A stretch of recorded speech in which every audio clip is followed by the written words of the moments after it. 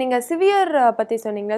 Severe இன்ஜுரினா நம்மளுக்கு வந்து coma stage அப்படின்னு சொன்னீங்க. ஸோ என்னென்ன பாதிப்புலாம் வந்தா கோமா ஸ்டேஜ் போறதுக்கு வாய்ப்பு அதாவது இருக்கு? சிவியர் ஹெட் இன்ஜுரி அப்படிங்கிறது வந்து நம்ம ஏற்கனவே சொன்ன மாரி ஜிசிஎஸ் ஸ்கோர் 8க்கு கீழ இருக்கிறது சிவியர் ஹெட் இன்ஜுரி சொல்லுவோம். ம். சிவியர் ஹெட் இன்ஜுரி அப்படின்னு நம்ம எப்படி சொல்றோம் அப்படின்னா, மூளையோட முக்கியமான பகுதிகளுக்கு அடி ஏற்படும் பொழுது, அதாவது பிரெயின் ஸ்டெம்னு சொல்லுவோம். இந்த மூளையோட பிரெயின் ஸ்டெம் தான் நம்ம வந்து அலர்ட்டா இருக்கிறதுக்கும், மூச்சு விடுதல், நம்முடைய நாடி துடிப்பு, நம்முடைய அ நம்முடைய வந்து நம்ம வந்து ஆக்டிவா செயல்படுறதெல்லாம் முக்கியமான காரணம் அந்த பிரெயின் ஸ்டெம் தான்.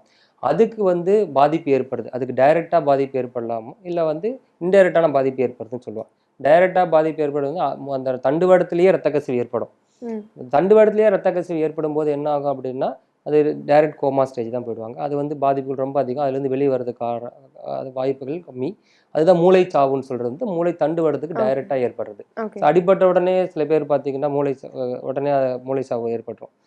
இன்டைரக்ட்டா ஏற்படுது அப்படின்னா, மூளையில இருக்கிற மத்த இடங்கள்ல இருக்கிற அடிபடுகளும் மூளைக்கோட ரத்த ஓட்டம், மூளையில இருக்க பிரஷர் அதிகமா வரும்பொழுது, மூளைக்கோட தண்டுவடத்துக்கு போற ரத்த ஓட்டம் பாதிப்பு ஏற்படும். So okay. அப்படி வந்து இன்டைரக்ட்டா பாதிப்பு வர்றதும், இந்த வகையான சிவியர் ஹெட் இன்ஜுரில வரதுக்கு வாய்ப்பு இருக்கு. ஓகே. ஸோ இதுதான் வந்து சிவியர் ஹெட் இன்ஜுரில இந்த கோமா ஸ்டேஜ் அப்படிங்கிறது வந்து வரதுக்கு வாய்ப்புகள் அதிகம் உண்டு. ஓகே. இப்போ நம்மளுக்கு ஒரு பெர்சன் வந்து கோமா ஸ்டேஜ்ல இருக்காங்கன்னா, அவங்க திரும்ப ரிட்ரைவ் ஆகுறதுக்கு லைஃப் கேரண்டி வந்து ரொம்ப கம்மி அப்படின்னு தான் நம்ம எல்லாருக்குமே தெரியும்.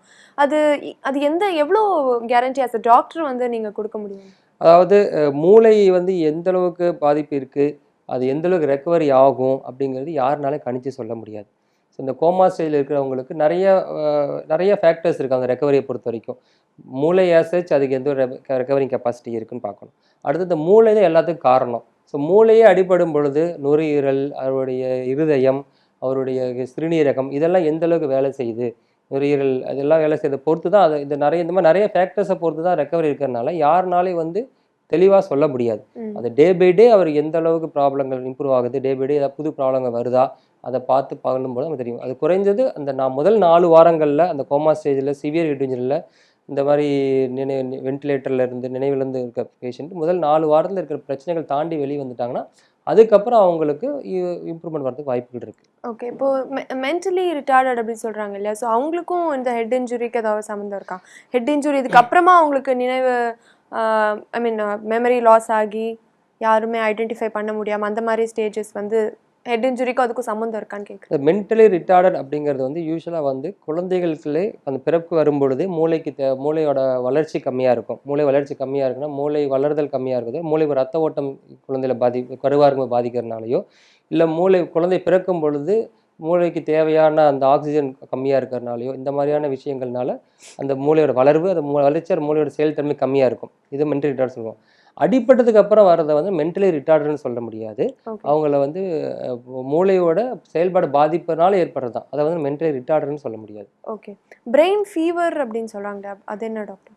பிரெயின் ஃபீவர் அப்படின்னா மூளை காய்ச்சல். மூளை காய்ச்சல் அப்படின்னு இப்ப நம்ம மத்த இடங்களுக்கு வர காய்ச்சல் மாரியே, மூளைய சுத்தி இருக்கிற உறை, மூளைக்குள்ள மூளையோட ரத்த ஓட்டம், மூளைக்குள்ள இருக்கிற அந்த நீர், இந்த மாரியான இடங்கள்ல வந்து அந்த கிருமிகள் போயிரும். அந்த ம். கிருமிகள் போகும்பொழுது, அது ஏற்பட விளைவுகள் தான் வந்து நம்ம பிரெயின் ஃபீவர் அப்படின்னு சொல்றோம். ஓகே. அண்ட் இப்போ இந்த ஹெட் இன்ஜுரிஸ்க்கெல்லாம் வந்து டயக்னோஸ் மெத்தட்ஸ் என்னவா இருக்கும் டாக்டர்? இப்போ என்ன மாதிரி டெஸ்ட் எல்லாம் நீங்க எடுப்பீங்க? ஹெட் இன்ஜுரி அப்படிங்கும்பொழுது டயக்னோசிஸ் பண்ணா சிடி ஸ்கேன். சிடி ஸ்கேன் தான் வந்து gold standard for head injury. அதில என்ன ஒரு நல்ல விஷயம் அப்படின்னா, சிடி ஸ்கேன் 1 நிமிஷத்தில ஃபுல் பிரெயினையும் நம்ம ஸ்கேன் பண்ணி பண்ணிடலாம். ஓகே. ஸோ வந்து சிடி ஸ்கேனே இருக்கும். சில நேரங்கள்ல எம்ஆர்ஐ ஸ்கேன் தேவைப்படும். பட் எம்ஆர்ஐ ஸ்கேன் எடுக்கிறதுக்கு உங்களுக்கு வந்து 30லிருந்து 40 நிமிடங்கள் தேவையா இருக்கும். So okay. இப்போ சிவியரா ஹெட் இன்ஜுரி இருக்கிற பேஷண்ட்டுக்கு வந்து நம்ம வந்து 30 நிமிடம் 40 நிமிடம் ஸ்கேன் எடுக்கிறதுங்கிறது அவ்வளோ தேவையில்லாத ஒரு விஷயம். பட் ம். சிடி ஸ்கேன் அப்படிங்கிறது ஈஸிலி அவைலபிள் அண்ட் உங்களுக்கு தேவையான எல்லா இன்ஃபர்மேஷன் அதில கிடைச்சிரும். ஸோ இந்த ஸ்கேன் மட்டுமே போதுமா? அவங்களுக்கு அவங்களுடைய அதாவது இன்ஜுரிஸ் மூளைய பொறுத்தவரைக்கும் அது மட்டுமே சிடி ஸ்கேன் மட்டும் ஆரம்ப ஸ்டேஜ் சிடி ஸ்கேன் மட்டுமே போதும். ம். பட் யூசுவலா மூளையில அடிபடும் பொழுது நெறைய கழுத்து, தண்டுவடம் மத்த இடங்கள்லயும் அடிபடுறதுக்கு சேர்ந்து வருது. பாலிட்ராமான்னு சொல்லுவோம். அந்த ம். மாரி இது வரும்பொழுது மத்த இடங்களுக்கான அந்த பரிசோதனை தேவைப்படும். பட் மூளைய பொறுத்தவரைக்கும் CT scan is more then enough. Okay. இப்போ ட்ரீட்மெண்ட் மெத்தட்ஸ்ல பார்த்தீங்கன்னா, as a neuro surgeon surgery பண்ணி என்ன மாதிரியான இன்ஜுரிஸ்லாம் நம்ம கியூர் பண்ணலாம்? அதாவது நியூரோ சர்ஜரிய பொறுத்தவரைக்கும் ஹெட் இன்ஜுரிய பொறுத்தவரைக்கும் மூளையில வந்து உங்களுக்கு வந்து ரத்த கசிவுகள் ஏற்படும். ரத்தம் கசிந்து உறைஞ்சி இருக்கும் பொழுது, ஒரு குறிப்பிட்ட அளவுக்கு மேல மூளைக்கு பாதிப்பு தரக்கூடிய, உயிருக்கு ஆபத்து பின்னாடி வரலாம் உடனடியாக வரதுக்கு வாய்ப்பு இருக்குன்ற ஒரு எல்லா ரத்த கசிவும் ஆப்ரேஷன் அந்த அறுவை சிகிச்சை மூலமாக எடுக்க முடியும். ஓகே. அதை தவிர மூளை எலும்புகளில் அடிபடும். சில சமயங்களில் எலும்புகள் வந்து பிளந்து போயிடும். இல்லை எலும்புகள் வந்து ஒன்றுக்கு ஒன்று அடிப்படை அலைன்மெண்ட் இல்லாமல் மூளையை குத்திக்கிட்டு இருக்கும். அதை வந்து ஃப்ராக்சர்ஸ், டிப்ரெஸ் ஃப்ராக்சர்ஸ் சொல்லுவோம். அந்த மாதிரி இருக்கும்பொழுது நம்ம வந்து அந்த எலும்புகளை எடுத்து நேர் பண்ணி அதை வந்து பிளேட் ஸ்க்ரூ மாதிரி வச்சு அதை ஃபிக்ஸ் பண்ணுறதுக்கு வாய்ப்பு இருக்குது. ஓகே. வேற என்ன மாதிரி ட்ரீட்மெண்ட்லாம் இருக்கும் டாக்டர்? இது மட்டும் தானா? நியூரோசர்ஜரியை பொறுத்த வரைக்கும் ஆப்ரேஷன் மட்டுமே இல்லாமல் அதனால் ஏற்பட சில சமயங்கள் இமீடியட்டாக ஹெட் இன்ஜுரிக்கு நியூரோசர்ஜரி தேவைப்படாது. ஓகே. பட் பிற்காலத்தில் ஏதாவது மூளை நீர் வந்து மூக்கு வழியாக வெளியே வருதல் இல்லை வந்து மூளைக்குள்ளே வந்து தேவையான நீர் சுற்றுல பாதிப்பில் அடைப்பு ஏற்படும். அந்த மாதிரியான வரும்பொழுது அதுக்கான அறுவை சிகிச்சை பண்ணலாம். ஓகே. பட் நியூரோசர்ஜரி அப்படிங்கும் பொழுது ஆப்ரேஷன் பண்ணி மட்டும் இல்லை, அடிப்பட்டவங்களுக்கு அந்த செயற்கை சுவாசம் கொடுத்து அந்த மாதிரியான கோமாஸ் இருக்கிறவங்களுக்கு வைத்தியம் பண்ணுறதும் அதில் பண்ண வேண்டியிருக்கும். ஓகே. போஸ்ட் ட்ரீட்மெண்ட் வந்து எப்படிலாம் நம்ம பார்த்துக்கணும்?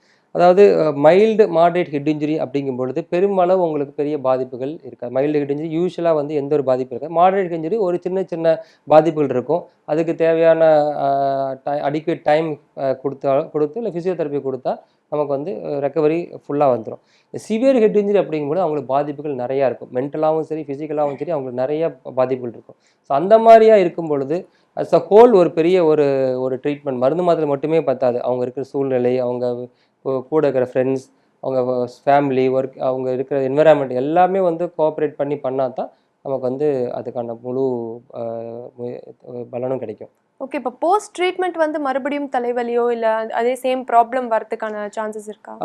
மூளையை பொறுத்த வரைக்கும் அடிபட்டதுக்கு அப்புறம் அந்த ரத்த கசிவுகள் ஆப்ரேஷன் பண்ணியோ இல்லை மருந்து மாத்திரைகளோ சரி பண்ணதுக்கப்புறம் லாங் டேர்மாக வலிப்பு நோய் வரதுக்கு வாய்ப்புகள் இருக்குது. சில பேர்த்துக்கு வந்து போஸ்ட் ட்ரமாட்டிக் சீக்வலின்னு சொல்லுவோம். அதாவது மயக்கம் இல்லை வந்து தலைவலி இந்த மாதிரியான வாய்ப்புகள் வருது.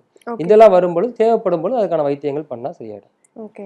ஸோ இப்போ ட்ரீட்மெண்ட் பார்த்தீங்கன்னா நம்ம ஹெட் இன்ஜுரிக்கு வந்து நம்மளுடைய சென்னையிலே வந்து எல்லா ஃபெசிலிட்டிஸும் அவைலபிளாக இருக்கா?